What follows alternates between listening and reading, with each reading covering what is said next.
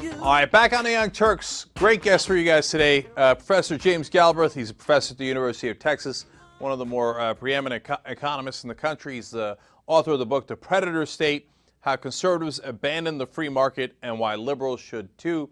But we're having him on to talk about an article he recently wrote called, Actually, the Retirement Age is Too High. Professor Galbraith, thanks for joining us again. We appreciate it. Thank you. Good to be with you. All right, great to have you here. Now, the reason you wrote this article is because there is a lot of talk from the Deficit Commission, Republicans, and even a lot of Democrats about raising the retirement age so that you would start collecting Social Security, for example, at the age of 69. Why do you think that's a bad idea? Well, first of all, raising the retirement age is a euphemism for massive cuts in Social Security benefits.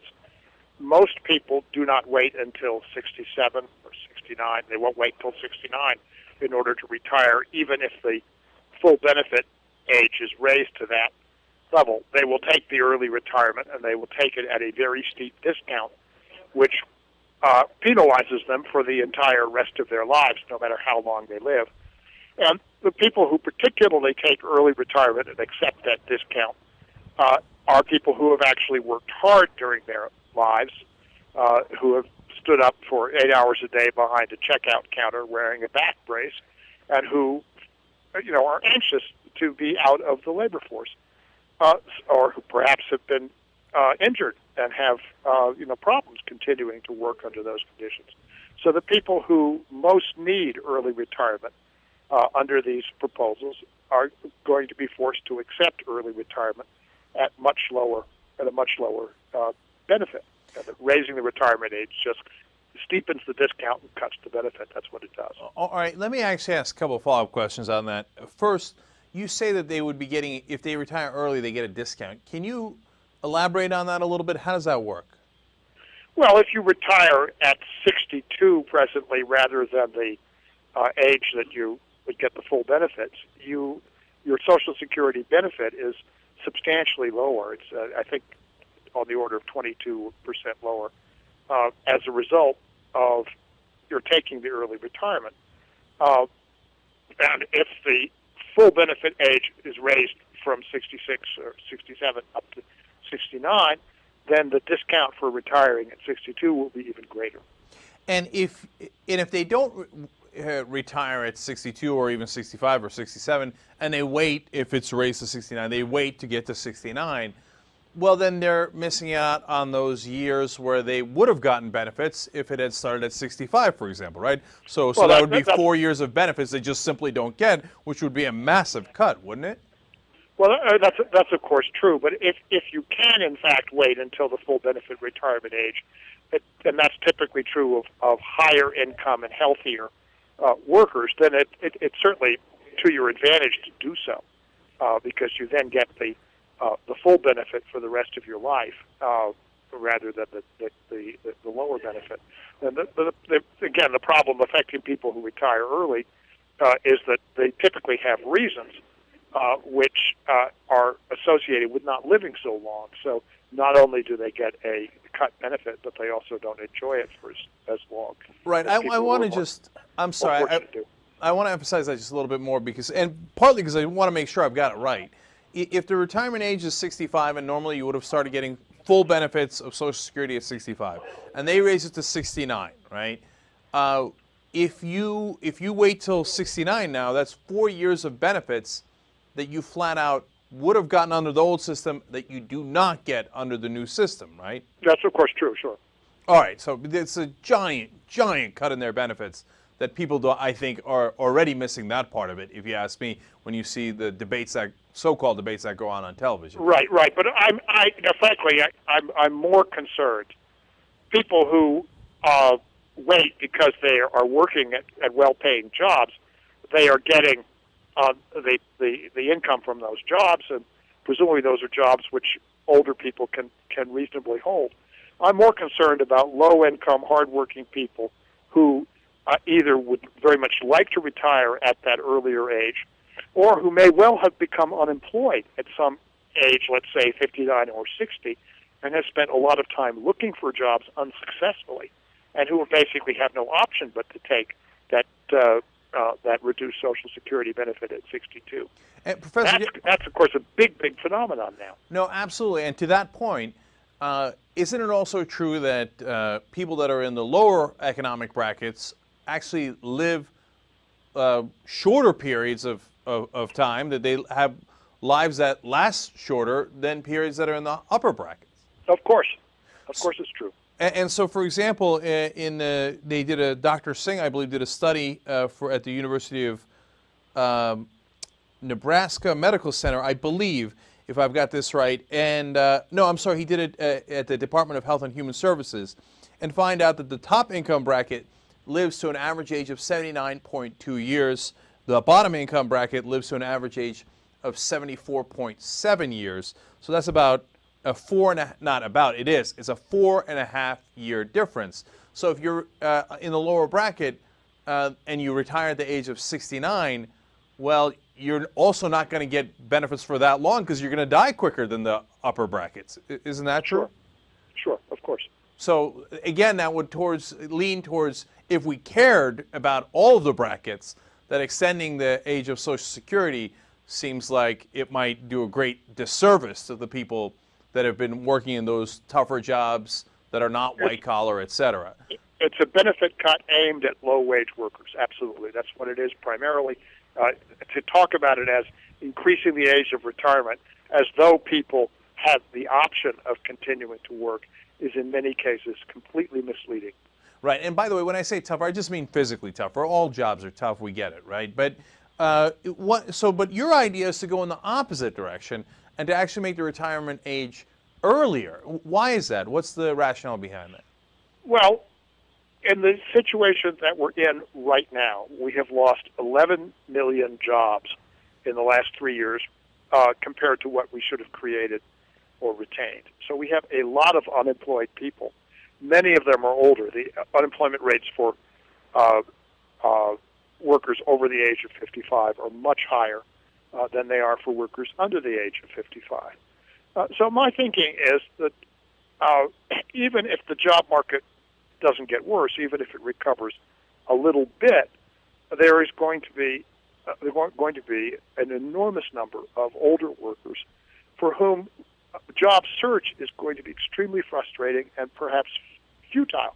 They'll never find a job that is really acceptable to them because as new jobs open up, employers are naturally going to gravitate toward younger workers who are healthier, likely to work for a longer period of time, willing to work for less money, with freshly developed skills just out of school. And also from a social standpoint, there's a case to be made that what you really want, when someone gets out of school and is looking to start a family, looking to build a life, that you don't want to have young workers facing 4 and 5 years of job search and unemployment before they find their first job.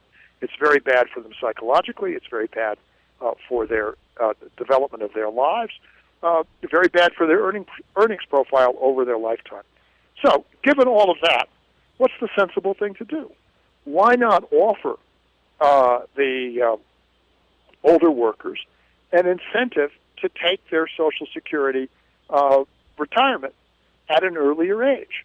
And so, one way of doing it, I've suggested, is to say for the next 3 years, if you reach the age of 62 or older, you can retire on Social Security at the full benefit that you would have received at the applicable full benefit retirement age. So that's what it says to people in that situation. Look, here's a chance to get out of the labor force and live as you would have lived anyway in Social Security if you'd worked up to the full retirement age. And we're doing this because we want to make it attractive for people who, as I say, have had hard work lives and who are anxious to leave the labor force to do so on comfortable and honorable terms. And that way, the jobs that they would otherwise be competing for, first of all, saves them the trouble of looking in a futile and wasteful way for work that they're not going to get. And secondly, opens up those jobs to younger workers who have a stronger social claim on employment. So, Professor Galbraith, you're saying we've got 11 million people who need a job. Some of the people that are above the age of 62, for example, in the number you picked, have those jobs. If they wind up retiring, they're happy.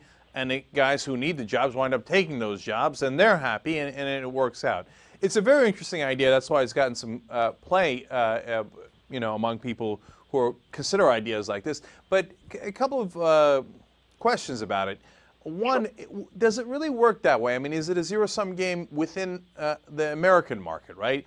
Is it possible that those people stop those jobs, the people over the age of 62, but that they don't go to the younger workers, that they, in fact, those jobs get outsourced anyway to China, India, wherever it might be, and so it might not solve the unemployment problem in that sense? Do you see what I'm saying? Well, I think only to a very limited extent.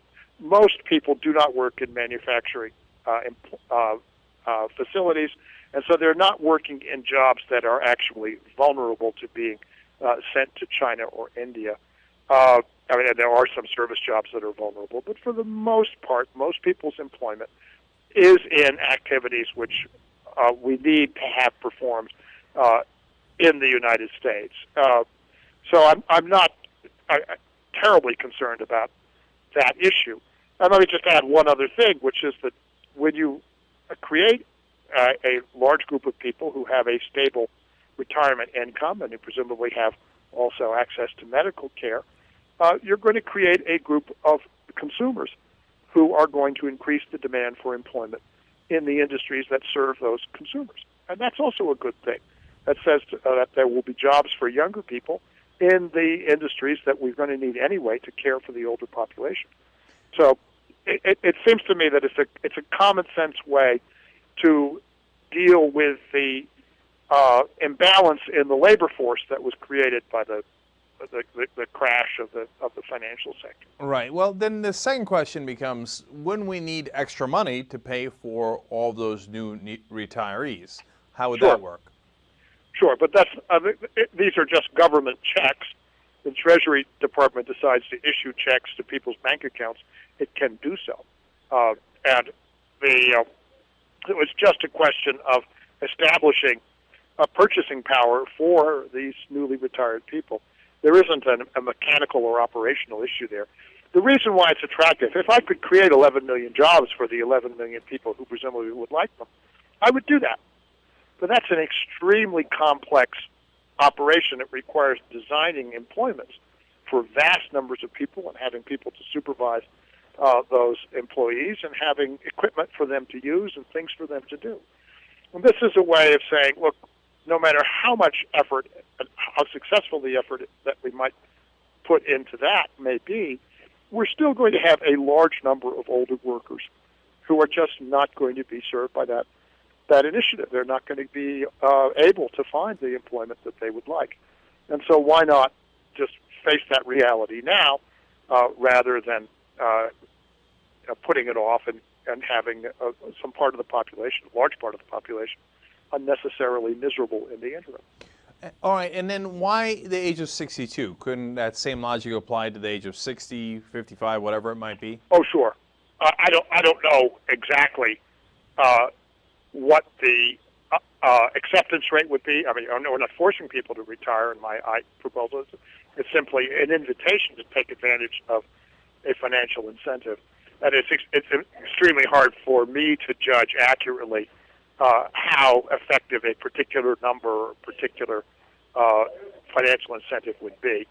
And so if it turned out that you needed to make it bigger, I'd be willing to do that. If it turned out that it should appropriately be smaller or run for a shorter period of time, I'd be willing to do that too. It's the concept here that I'm trying to get across. So I picked 62 in 3 years, really by way of example more than anything else. Right, and then just finally to conclude, I want to come back to the idea about of course, that Washington is not going in this direction. They're going in the opposite direction, and they're looking to raise it to 69, which I think they almost certainly will, because I don't see the Democrats putting up any fight at all.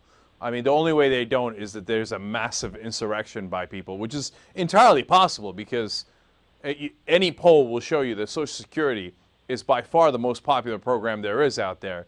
And when they mess with it, people are going to get angry, right? But we'll see if that can stop the politicians on both sides. But again, to come back here, to the idea of raising the retirement age, you're saying that would put the burden disproportionately on people who are in the lower brackets and the middle brackets, and basically do the upper brackets another favor. Is that right? Yes, exactly. It would certainly be a very heavy burden on lower income workers. It would translate into a very massive cut in the Social Security benefits that they would otherwise receive. So it's an ugly, ugly proposal dressed up as a innocuous adjustment to increase in average life expectancies. People really should rebel against this. There should be a lot of anger. It's time for the ordinary population of the United States to be heard on these issues. This is really cutting very close to their vital interests. And it really has to do with how people, what kind of condition the elderly population is going to be in, and whether we're going to be essentially enacting policies that will make their lives miserable and hasten the end of their lives. This just doesn't make any sense at all from a social policy standpoint. It's completely avoidable. Professor Galbraith, I don't know if we're going to win, but rest assured that if necessary, that we will lead that insurrection. This is an absolute outrage, and people need to know that these politicians are not on their side. They're coming to do them a great disservice. So we're going to do our best to let people know that. And thank you for coming on the show to talk about it. And everybody, the book that Professor Galbraith has written is The Predator State, How Conservatives Abandoned the Free Market and Why Liberals Should Too. Thank you so much again, Professor. Strength to your arms. All right. Thank you. Thank you so much. All right. Young Turks, we'll be back.